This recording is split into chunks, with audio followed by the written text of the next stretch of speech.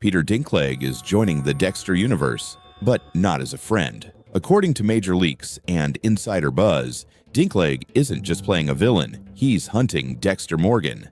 That's right, the hunter is now the hunted, and this billionaire's twisted obsession with serial killers may be the biggest threat Dexter has ever faced. But who exactly is this man, and why is Dexter his next target? Peter Dinklage's role hasn't been officially confirmed by Showtime, but insiders describe him as a philanthropist tech billionaire with a hidden agenda. He collects, profiles, and tracks serial killers. Publicly, he's a genius investor with a spotless image. Privately, he's obsessed with predators, specifically ones like Dexter.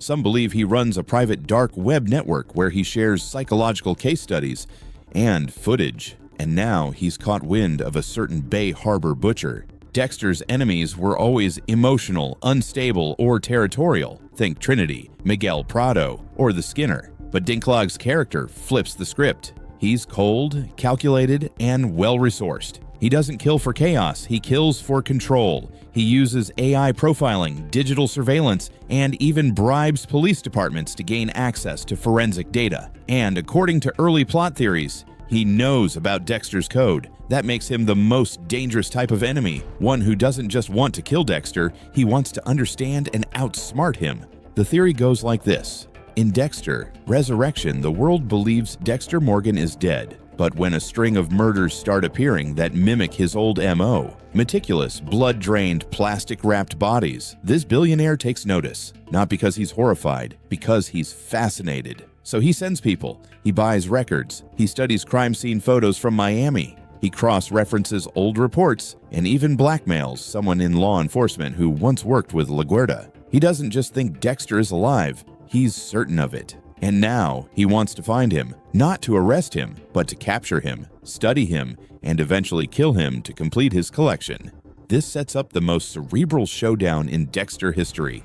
Unlike Dokes or Quinn or the FBI, Dinklage's character isn't trying to stop Dexter, he's trying to be better than him, to prove that he can crack the code of the world's most elusive serial killer and end him on his own terms.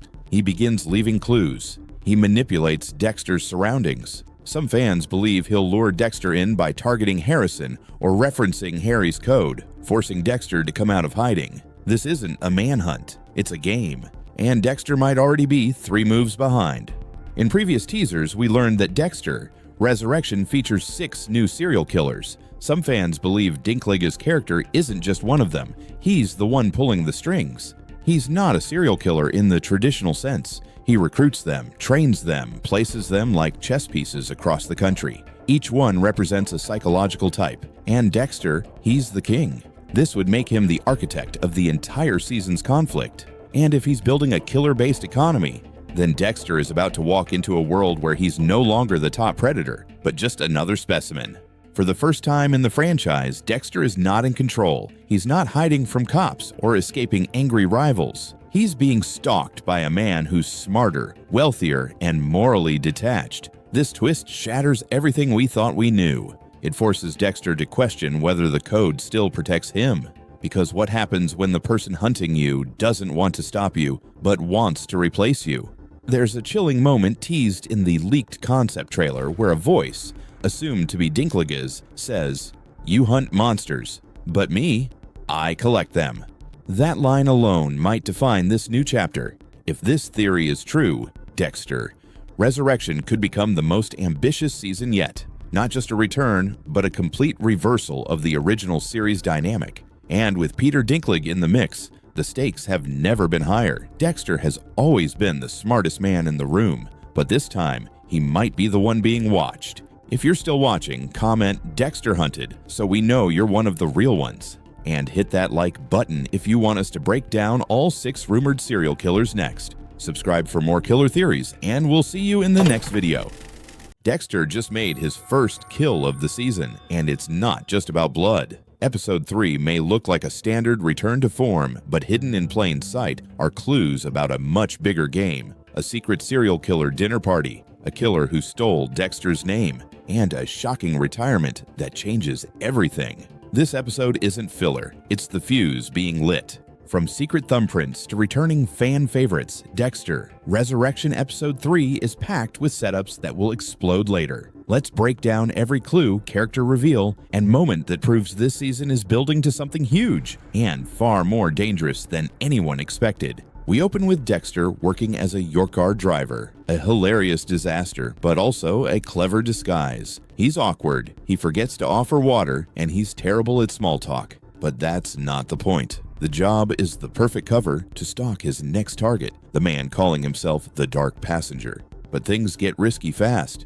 Blessing Kamara, Dexter's landlord, and one of the only truly decent people in this series, has a security camera aimed right at the house. One misstep and Dexter's cover is blown. Even worse, he has a low driver rating. But Blessing, ever the loyal friend, helps him improve, which only makes us more nervous. Because the more we like Blessing, the more likely this show is to rip him away from us.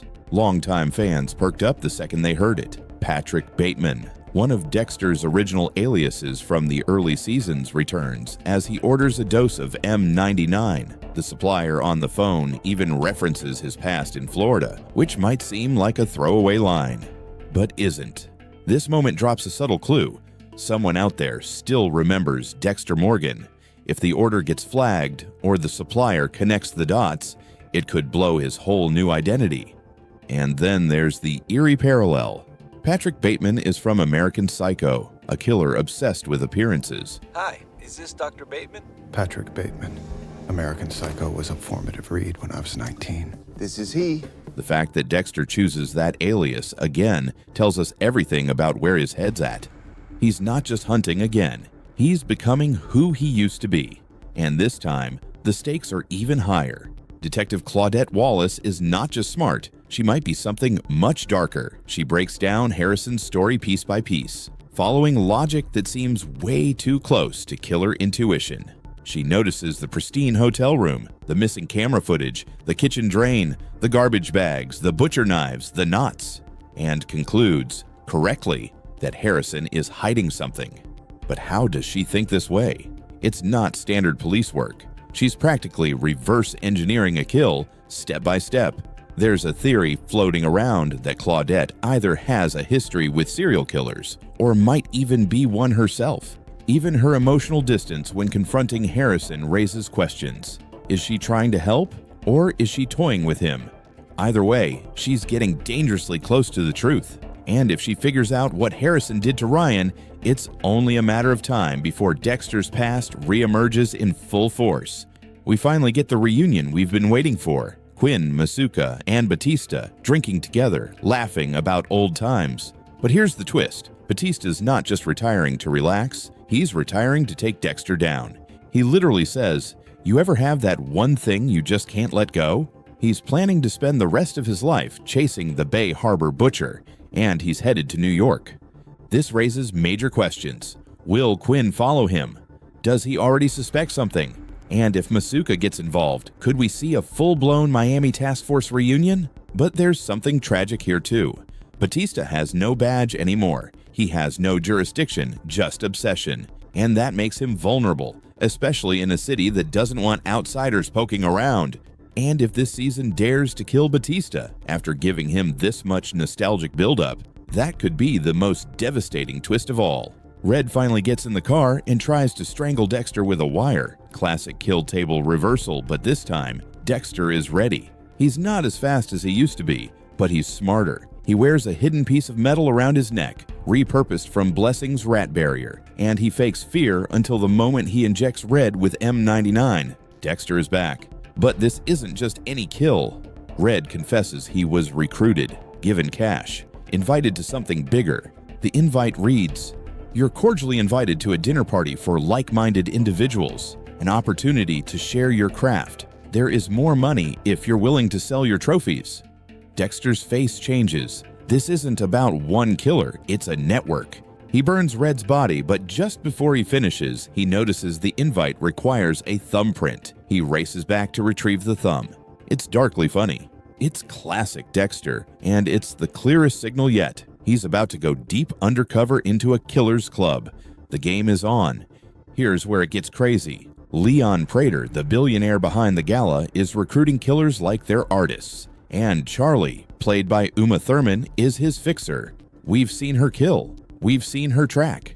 So the big theory? Prater is assembling a serial killer suicide squad. He's offering money, validation, and even protection in exchange for their trophies, maybe even their loyalty. And Dexter is going to infiltrate this world by posing as Red, which raises one question: will he take them all out? Or will one of them take him out first? Dexter, Resurrection Episode 3 just changed the game. The Dark Passenger is dead, but now Dexter is stepping into a world where killers don't hide, they gather. And with Harrison's truth unraveling, Batista on the hunt, and Claudette possibly darker than she seems, this season is about to explode. What do you think is coming at the gala? Will Dexter survive infiltration, or is this the beginning of his end? Drop your theories below, hit like, and subscribe for next week's breakdown. We're just getting started. The city's terrified. A rideshare serial killer is stalking car drivers and dumping their bodies. They're calling him the Dark Passenger. But what if that name wasn't just symbolic? What if Dexter isn't just hunting this killer? What if he kills him and takes his identity? Because that might be the exact moment Dexter crosses paths with the billionaire puppet master of this season, the man fans are calling the Collector. This isn't just a fan theory. Episode 2 quietly lays the groundwork, and once you see it, you can't unsee it. Let's start with what we know. There's a new serial killer operating in New York, one who targets car drivers. Victims are being dismembered and dumped. The media has already given him a nickname, the Dark Passenger. That's not just a nod to the past. That's a signal. Because in Dexter's world, the Dark Passenger isn't a killer. It's a concept. It's the name he gave to his own inner voice, the urge to kill. So when the show introduces a real-life murderer using that name, it's not a coincidence. It's bait. And Dexter, he's taking it.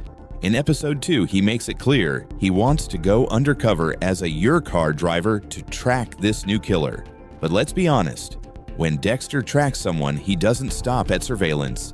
He gets inside their mind, follows their patterns, and then he ends them. But what if this time he doesn't just kill him? What if he takes his place? The theory goes like this. Dexter finds the Dark Passenger, the real one, the killer terrorizing rideshare drivers, and he kills him. But instead of walking away, he takes his clothes, his phone, his car, his identity. And that's when things escalate, because the original killer wasn't working alone. He was being watched by someone powerful, by someone rich, dangerous, obsessive, the man we believe is orchestrating the entire season. Peter Dinklage's character, known only in leaks and theories as the Collector. A billionaire who doesn't just admire serial killers, he collects them. And now, he thinks Dexter is one of his. This explains everything. Why Dexter ends up entangled with 6 new killers. Why he's drawn into a hidden network. Why he's being invited to a twisted game he never agreed to play because he assumed a mask. And that mask was already under surveillance. And now the Collector wants to meet him. Think about it. A rideshare job gives Dexter full access to the city. He can follow leads, enter gated buildings, cross paths with anyone. It's the perfect cover, not just for Dexter, but for the kind of killer the Collector is recruiting. And once Dexter slips into that role, he can't just walk away. The Collector believes in chaos, in survival of the fittest. And now that Dexter's wearing the face of one of his players, he has no choice but to play the game. This twist wouldn't just give Dexter a new identity, it would give him a new mission. Because for the first time, Dexter isn't hunting one killer. He's infiltrating an entire ecosystem of them. And here's the most disturbing part. To survive this world, Dexter might have to kill without the code. He might have to pretend to enjoy it, to kill in front of others, to become the kind of monster he always told himself he wasn't. All while the Collector watches, and maybe even tests him. What happens if one of the 6 killers grows suspicious? What happens if the Collector sets Dexter up? This isn't like the Ice Truck Killer or Trinity. This isn't a one-on-one showdown. This is Dexter entering a world designed by murderers, for murderers.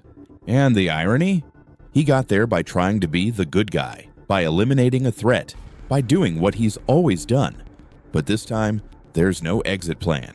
This theory makes sense of everything. The billionaire connection, the multiple killers, the name Dark Passenger. It's all pointing to a single truth. Dexter didn't just return, he walked straight into the collector's trap.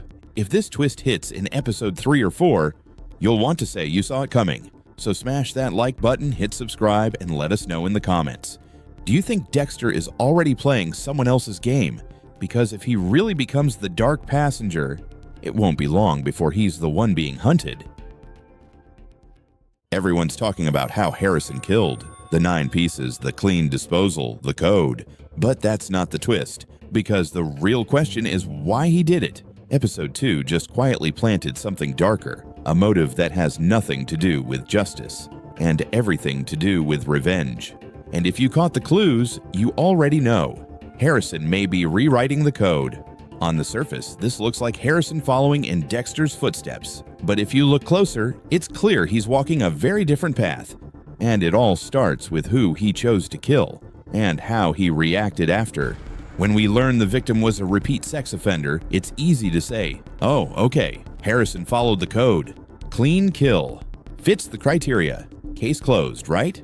Wrong, because something about this kill feels off, and Dexter sees it too. From the second he hears the words 9 pieces, his face doesn't light up with pride. It drops in horror. Why? Because it's too clean, too deliberate. Harrison didn't just kill to protect someone, he wanted that man to suffer. Let's rewind. Earlier in the episode, Harrison plays the role of a charming young hotel worker. He's got a GED, a job, a life. Everything seems normal until one moment when a drunk man drags an unconscious woman down the hallway. Harrison sees it, stops it. There's a confrontation, tension, violence. Dismembered, discarded in the exact method Dexter once used. And that's the twist nobody is talking about. Because yes, this mirrors Dexter's code, but this wasn't a carefully stalked kill with weeks of preparation. Harrison didn't build a profile, research evidence, or weigh the morality of what he was doing. He reacted. He saw someone about to hurt a woman, and his rage boiled over. Dexter's code was methodical, controlled. Harrison's kill, emotional, fast, personal, and that's what makes it so terrifying. Because when Harrison helped kill Kurt Caldwell back in New Blood, it was different. He hesitated. He needed convincing. He wanted to believe in the code, but he wasn't sure it fit him. Like father, like son. Now, there's no hesitation. In fact, he's confident. Too confident. He cleans up the mess. He leaves almost no evidence, just enough to make the NYPD chase shadows. And the worst part? He looks completely at peace with it. So again, the twist isn't that Harrison killed. It's that something in him changed. This wasn't just about justice. This was about control, about anger, about proving something. Think about his environment. New York City. Nobody's watching him. No father hovering over his shoulder. No guidance. Just freedom and darkness. He's still a teenager, but he's already calculating. So what pushed him over the edge? Let's talk motive. It's easy to say he was protecting someone. And yes, he clearly stepped in during a dangerous moment. But when you compare his actions to Dexter's early kills, you notice something deeply unsettling. When Dexter is lying in that hospital bed, he's haunted by the possibility. Did I create something worse than myself? Even Harry, the father figure who invented the code, appears in Dexter's mind to warn him, not to justify what happened, but to challenge it. Well, Harrison's lived a pretty fucked up life. Thanks Harry to you. doesn't say, Harrison is following the code. He says, your son needs you. That's not a compliment. That's a warning. And it's all building toward one terrifying idea, that Harrison didn't kill because of the code. He killed to feel something, to process the pain, to punish the world that abandoned him. And once that feeling sets in, that power, that release, it's very, very hard to walk away. This is the twist the writers planted. Not that Harrison is the New Bay Harbor butcher, but that he might not care about rules at all. And the moment Dexter realizes that, everything changes. Dexter's finally starting to recover, his body's healing, his instincts are returning. But emotionally, he's more lost than ever, because this isn't the son he tried to raise in New Blood. That version of Harrison was angry, yes, but still reachable, still searching for identity, still unsure if the darkness inside him was real. But now, the mask is gone. Dexter says it himself. I taught him how to cut a body into 9 pieces. He didn't just pass on a code, he passed on a blueprint. And Harrison took that blueprint and ran. So what happens now? Dexter's worst fear is unfolding in real time. His legacy isn't being honored, it's being weaponized. And there's something else eating at him, something he doesn't say out loud, but we can feel it. Harrison didn't just do this without the code, he did it without Dexter. No guidance, no hesitation, no fatherly approval. He made the kill, covered his tracks. He doesn't need Dexter anymore, and that's the most dangerous version of Harrison we've ever seen. The final scene of the episode lingers on Dexter, staring out, unsure if he's chasing a killer or being hunted by one. Because the real twist isn't that Harrison killed again. The real twist is that he might never stop. And worse, he might not want to. The body was chopped into 9 pieces, just like Dexter used to do. Only this time, it wasn't Dexter, it was Harrison. If you think Harrison left his father's legacy behind, episode 1 of Dexter, Resurrection, just blew that theory apart. Because now, there's a killer out there following the code. And it sure looks like Dexter's son just became the next Bay Harbor butcher. But wait, wasn't Harrison the one who pulled the trigger on his own dad? Didn't he reject the code? That's what makes this so haunting, because what started as a goodbye may have just turned into a rebirth. When Dexter wakes up from his coma, 10 weeks have passed. The last thing he remembers is being shot by his own son. Not out of hatred, but to follow the very code Dexter taught him. Now, that same son has disappeared, vanished from town. No one knows where he is, not even Dexter. And then, the body shows up, chopped into 9 pieces, bagged, disposed of. Just like Dexter used to do. This isn't a coincidence. The victim, a repeat sex offender who slipped through the system, the kind of target the code was designed for. So who else could it be? Harrison learned that method from one person, his father.